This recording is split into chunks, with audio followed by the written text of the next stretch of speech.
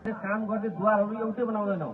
यो छरिएर सङ्घीय सरकारले पनि किसानलाई भनेको काम गरिरहेको छ, प्रदेश सरकारले पनि किसान भनिरहेको छ, स्थानीय सरकारले पनि भनिरहेको छ, अनि गैर सरकारी संस्थाहरू पनि भनिरहेको छ। एकदमै ठुलो डुप्लिकेसन।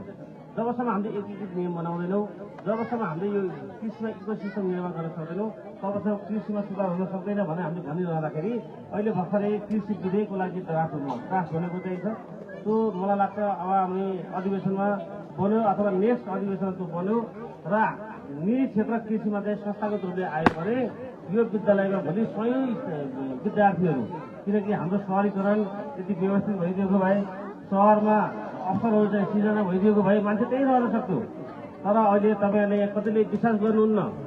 मान्छेहरू गाउँ छोडेपछि कसरी आउँछ, मान्छे सहर पछि अथवा विदेशपछि कसरी नेपाल आउँछ भनेर चाहिँ मान्छेले चाहिँ मनोरञ्जक कुराहरू गर्नुहुन्छ। अहिले यो विश्व परिवेशमा यो जलवायु परिवर्तनले गर्दाखेरि हरेक देशका आफ्ना नीतिहरू चाहिँ अब परिवर्तन हुँदै जाँदाखेरि अब मान्छेहरू चाहिँ आफ्नै ठाउँमा आफ्नै क्षेत्रमा अब यो अरू इकोनोमी होइन कि नेचुरल इकोनोमीमा जानुपर्छ। अब मान्छेलाई, किनकि यो जलवायु परिवर्तनले मान्छेको अस्तित्वमा सङ्कट ल्याउने खतरा बढ्दै गएको हुनाले अब फुड सेक्युरिटी, खाद्यान्न सबैभन्दा महत्त्वपूर्ण कुरा हो भनेर अहिले युरोपियन देशहरू, कतिपय युरोपका देशहरूले 25 वर्षसम्मलाई स्टोरेज गर्नको लागि खानेकुराहरू, यहाँ कतिको सुन्नुभएको छ, 25 वर्षको लागि स्टोरेज गर्नको खानेकुरा स्टोरेज गर्ने चाहिँ प्रविधि रूपमा उनीहरू लागिसकेका छन्। र अब भोलिका दिनमा सबैभन्दा ठुलो व्यवसाय भनेको, सबैभन्दा ठुलो आम्दानीको स्रोतहरूको कृषि हो, खानेकुरा हो। यहाँले संसारभरि हेर्नुभयो भने सबैभन्दा ठुलो व्यापार कृषिसँग जोडिएको हुन्छ। मान्छेको खाने शैली चेन्ज भइरहेछ, संसारभरि होटल रेस्टुरेन्ट पार्टी बानी खुलिरहेछ, मान्छेको जनसङ्ख्या वृद्धि क्रम बढ्दो छ। यहाँले भोलिका दिनमा देख्नुहुन्छ, किनकि हिजोको चाहिँ जनसङ्ख्या बिजुली बत्ती आएको देख्छ। हिजो 100 रुपियाँ नदेखि आमाहरूले अहिले 4-4 हजार चाहिँ मासिक रूपमा चाहिँ आफ्नो खातामा आउँदाखेरि उहाँहरूको केही गुनासो छैन, परम चाहिँ अनुभूति गर्नुभएको छ। तर अहिलेको अवस्था के हो भने जब हामी यहाँ राजनीतिक परिवर्तन भयो, हामीले थुप्रै नीति नियमहरू बनायौँ, जसका नीतिका कारणले हाम्रो जीवनशैलीमा अस्वाभाविक परिवर्तन आयो। त्यो परिवर्तनले गर्दा चाहिँ हाम्रो आर्थिक स्वतन्त्रता एकदमै ठुलो रूपमा चाहिँ आर्थिक स्वतन्त्रता खाँचो भयो। आर्थिक स्वतन्त्रता कहाँबाट सुरु हुन्छ भन्ने कुरा चाहिँ हाम्रो नेतृत्वले नबुझ्न सक्दा, हामीले रोजगार सिर्जना गर्न नसक्दा, स्वरोजगारका अवसरहरू सिर्जना गर्न नसक्दा अहिले युवाहरू विदेश छन्। हाम्रा मेठो सम्पत्तिलाई गणना गर्ने 3टा विधि हुन्छ। एउटा उसको कति जमिन छ उसको नाममा, अर्को नाममा उसको कति सेयर छ र उसको कति नगद छ। यी 3टा कुरा जोडेर उसको नेटवर्क निकाल्ने, कुल सम्पत्ति निकालिन्छ। त्यसले नै मान्छे धनी र गरिब हो भन्ने चाहिँ देखिन्छ। यदि संसारमा धनी र गरिब हेरिदियो भने त्यहाँ प्रकृतिले के कुराहरू दिइरहेछ, मानिसले सृजना गरेका कुरा पछाडिको कुरा हुन्।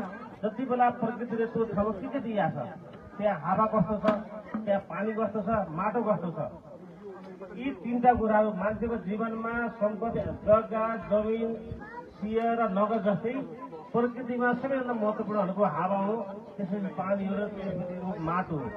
यी 3टा कुरालाई हामीले जीवनसँग जोड्न सक्यौँ भने हामी कोही पनि नेपालीहरू गरिब हुनु पर्दैन। कोही पनि नेपालीहरू आज यो वैदेशिक रोजगारमा गएर अर्काको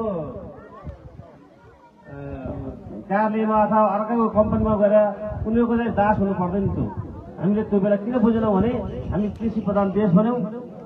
कृषिमा हिजोका दिनमा चाहिँ हामी कोही पनि भोको थिएनौँ, सबैलाई खान पुगेका थियौँ। आफ्नो जमिन हुने आफै उत्पादन गरेका थियौँ। आफ्नो जमिन नहुनेले अधियान लिएर ठेकापट्टामा लिएर पनि हामीले उत्पादन गरेर हामीले आफ्नो जीवन जिउरहेका थियौँ। तर पछिल्लो क्रममा जुन मैले अहिले भने जुन राज्यले नीति नियमहरू परिवर्तन गर्यो, हाम्रो जीवनशैली अस्वाभाविक रूपमा परिवर्तन भयो। अब हामीले चाहिँ त्यो परम्परागत रूपले आय आर्जन गरेर मान्छेको जीवन नचल्ने भएको हुनाले मानिसहरू चाहिँ रोजगार सिर्जना गर्ने कामहरू राज्यले गर्न नसक्दा, राज्यले कहिल्यै पनि उत्पादनसँग रोजगारसँग सिर्जना हुने काम गरेकै थिएन। यहाँले देख्नुभयो होला, हामीले हिजो 46 सालको परिवर्तनपछिका अवस्थाहरू हेर्दाखेरि 72 सालको संविधान बनिसक्दाखेरि पनि अब हामी आर्थिक समृद्धिको लागि लाग्नुपर्छ भनेर नेताहरू बोल्दैन थिए। बल्ल अहिले आएर सुन्नुभयो होला, यो 1-2 वर्ष भयो जब देशमा कोभिड आयो, संसारभरि कोभिड आयो। त्यो कोभिडले सप्लाई च्यानल, उत्पादनदेखि वितरणका सप्लाई च्यानल रूपरेख भए।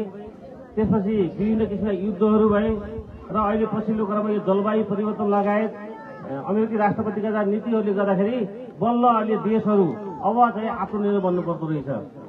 अब हामी आफ्ना छोराछोरीहरूलाई अब आफ्नै घरमा आफूसँगै बाँच्ने अवस्था बनाउनु पर्ने रहेछ। अबको हाम्रो उद्देश्य भनेको राजनीतिक परिवर्तन होइन, अबको परिवर्तन हाम्रो चाहिँ उद्देश्य भनेको आर्थिक परिवर्तन हो।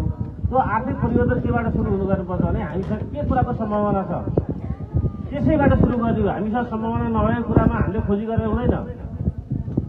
सम्भावना के हो भने अब हाम्रो यहाँ धेरै कुराहरू हाम्रो पुष्पमान श्रेष्ठजीको जीवन कहानीमा पनि उहाँले कृषिको बारेमा किसानका हकको बारेमा कुराहरू उठाउनु भएको हुनाले मैले छोटो यहाँलाई भन्न चाहन्छु। अब नेपालमा हामीले कृषिलाई चाहिँ राज्यले पहिलो प्राथमिकता राखेको खण्डमा यो कृषि भनेको यो एक्लै गर्ने चिज पनि होइन। न यो राज्यले एक्लै गर्न सक्छ, न किसानले एक्लै गर्न सक्छ, न हामी यस्ता कम्पनीहरूले चाहिँ एक्लै गर्न सक्दैन।